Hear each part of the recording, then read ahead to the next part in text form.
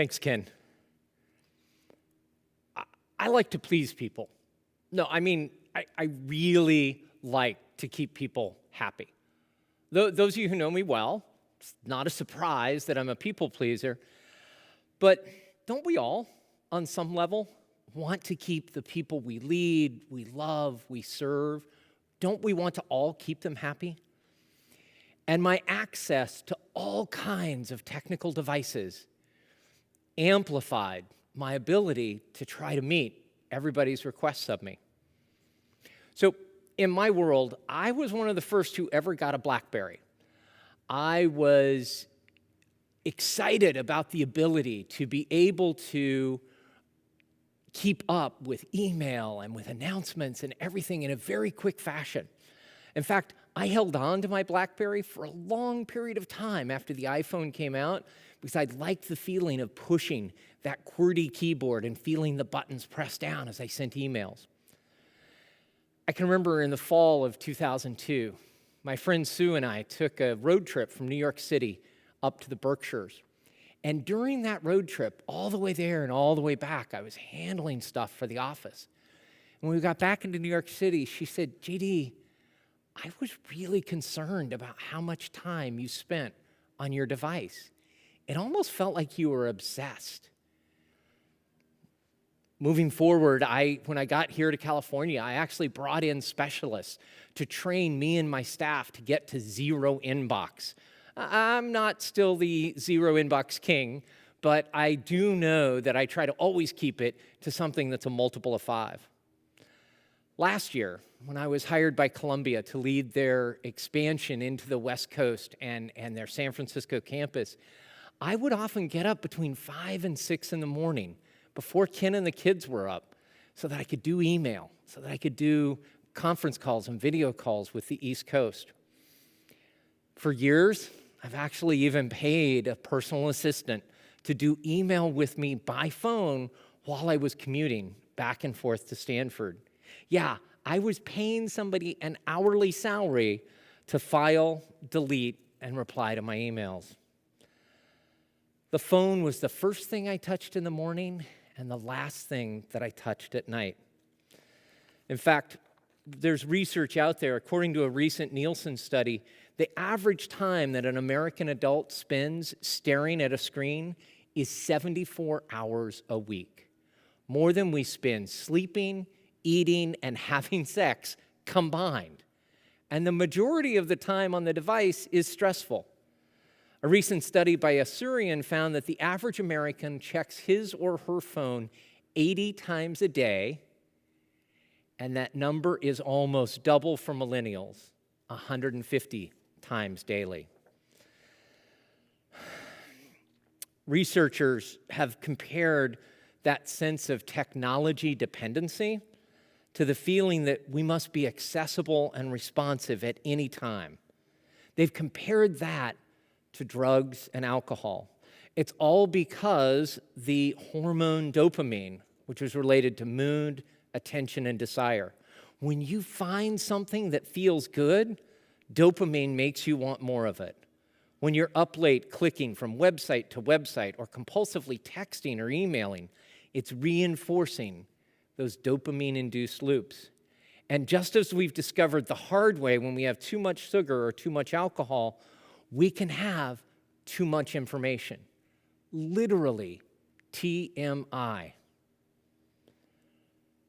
It was sobering to me when I realized that this was what was going on.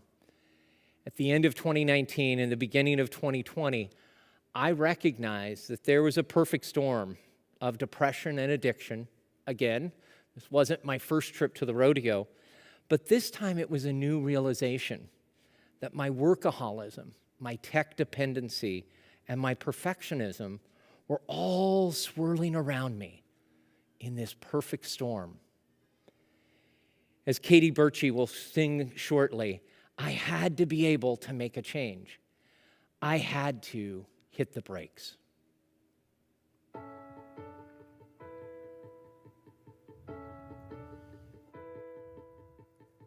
I learned to slam on the brake before I even turned the key.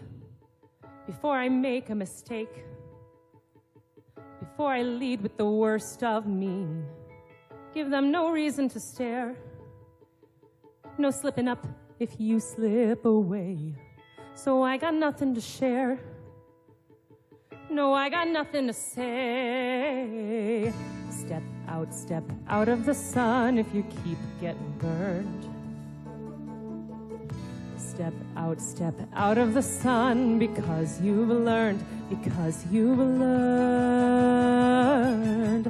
On the outside, always looking in, will I ever be more than I've always been? 'Cause I'm tapping on the glass. I'm waving through a window. I try to speak, but nobody can hear, so I wait around for an answer to appear while I'm watching people pass. I'm waving through a window. Can anybody see? Is anybody waving back at me? We start with stars in our eyes. We start believing that we belong. But every sun doesn't rise, and no one tells you where you went wrong. Step out of the sun if you keep getting burned. Step out of the sun because you've learned, On the outside, always looking in, will I ever be more than I've always been? 'Cause I'm tapping on the glass. I'm waving through a window. I try to speak, but nobody can hear, so I wait around for an answer to appear while I'm watching people pass. I'm waving through a window. Can anybody see? Is anybody waving? When you're falling in a forest and there's nobody around, do you ever really crash or even make a sound? When you're falling in a forest and there's nobody around, do you ever really crash or even make a sound? When you're falling in a forest and there's nobody around, do you ever really crash or even make a sound?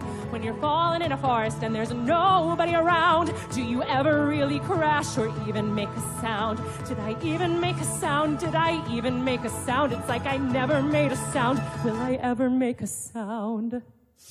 On the outside, always looking in, will I ever be more than I've always been? 'Cause I'm tapping on the glass. I'm waving through a window. I try to speak, but nobody can hear, so I wait around for an answer to appear while I'm watching people pass. I'm waving through a window.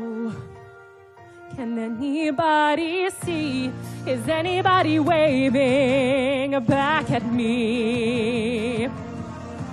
Is anybody waving?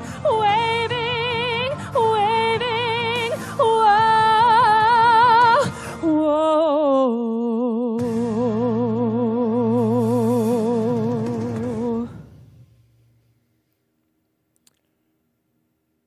And it didn't matter if anybody waved back at me or replied or liked my post or reshared. Tech, particularly my access to tech 24/7 and its access to me 24/7 was overwhelming me in ways that I was not even fully aware. And then enter Tiffany Shalane, the author of the book 24/6, The Power of Unplugging One Day a Week. Ken and I got to hear her speak one Saturday morning in the middle of January at the Battery, and it was the first time I had really heard anybody embrace the idea of a tech Sabbath, of taking just one day a week off from your technology. Now, all of the major faiths have a commitment to some sort of day of rest. In the Jewish faith, it is the Sabbath, which is Saturday. In the Islamic faith, it is Friday. And in many of the Christian churches, it is Sunday. All of the great religions have this concept of us not powering through 7 days a week. The goal of a tech Sabbath is to use technology when you need to, the other 6 days of the week, but not let your tech use you. It's counterintuitive. What happens for me now on Friday afternoons is I rush to get through a handful of emails or texts or LinkedIn posts because I rush to get through so that I can then pause and slow down. I accomplish more by doing less. I accomplish more by being less attached to my device and more present to my world, my goals, my priorities, my family. In her book, she goes through a very simple 6-step process in order to take 1 day off a week. It's fairly simple. I will walk you through them. First, now, she loves having the Shabbat dinner on Friday night, which is a part of the Jewish tradition. So she invites friends to come over and join her in a tech-free evening. So invite friends and family to join you. Second, print out items that you might need during the weekend or during your Saturday day of Tech Sabbath. Directions, phone numbers, maps, schedules. 3, tell people you're unavailable. Let people know who are in your world that are close to you that you're not using your technology the way you do the other 6 days of the week, and that if they need to reach you, they can phone. If you have a landline, or I actually make the exception, if my phone rings, I will pick it up. But other than that, I try really hard to not touch my device. Fourth, and this one was kind of fun for me, put an auto response on your email. I am taking the next 24 hours off technology. If you need to reach me and it's urgent, call my landline or call my number, or wait until sundown Saturday night or sometime Sunday. Fifth, pull out your favorite analog items, a journal, a musical instrument, a sketch pad, games that you can play with your loved ones. Find the non-tech things that you have always wanted to have more time for, and now you've got a full day for. And sixth, ask your loved ones, what do you wish we had more time to do? And then do that. Now, there's not a lot of prep that's required for what I'm asking you to consider. I've been doing it all but 2 Saturdays for the last 6 months. She recommends a printer, a landline telephone, paper, and a Sharpie. And if you don't want the printer or the landline phone, just something to write ideas down on that you want to handle when you get back to your technology. More importantly, what to expect from this process. First and foremost, rest. I've even started taking naps in the last 6 months, which is not something I did before. Nothing is better for your computer or your body than a complete shutdown and restart once a week. Second, I've seen an increase in my creative energy. I loved what Maya Angelou said. You can't use up creativity. The more you use it, the more you have. And so by being creative, by sketching and drawing and creating games with my kids on Saturdays, I actually have more creativity for the week ahead. Third, I've actually improved my relationship to tech the other 6 days of the week.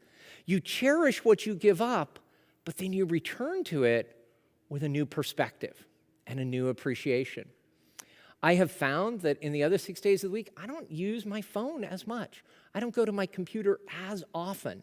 Even in this world of COVID, where we are all living on Zoom, I'm finding a real desire within each day of each week to find something I can do off technology.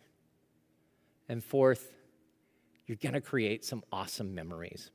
And you don't have to capture them with a phone and a photo and post it on Instagram. You can actually have a memory that you hold on to in your mind. I love the quote from the neuroscientist Rosalind Cartwright, who said, "Memory is never a precise duplicate of the original.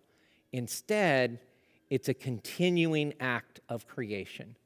A continuing act of creation. So every time I relive a game that Roma and I created, or a bike path that Joshua and I found, or an activity that the three of us did together in the backyard. Every time I rethink of that, I recreate it. So my invitation to you is to consider 3 steps that you can take. First of all, I encourage you to explore 246life.com and Tiffany's book, 24/6.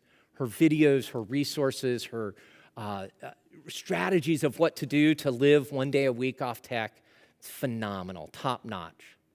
Second, consider joining the Global Day of Unplugging. On August 1st and 2nd, on that weekend, throughout the globe, people are making a pledge and committing to being off technology for 24 hours. Now, Reverend Ken has asked that I suggest you take the Saturday as your day off tech so that you can log in and watch the service on Sunday morning. I'm simply inviting that sometime over that first weekend in August, you take 24 hours in a row and be off technology. Third, just create some friction between you and your phone or you and the devices that attract you.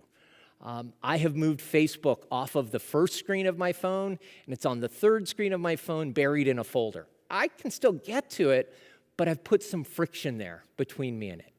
I encourage you to not plug your phone in next to your bed, but maybe in another room in your house or further away from where you're sleeping.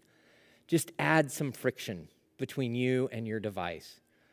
The apps on your phone that are calling for your attention do not deserve the attention that the people in your life do.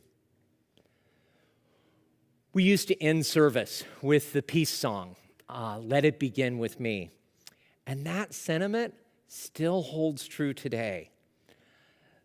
You can cause peace if you commit to pausing tech at least 24 hours each week.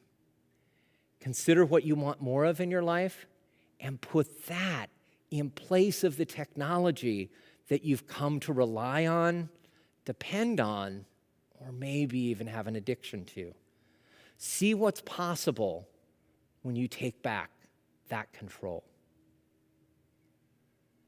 Let's take that to our time of meditation with Deanne.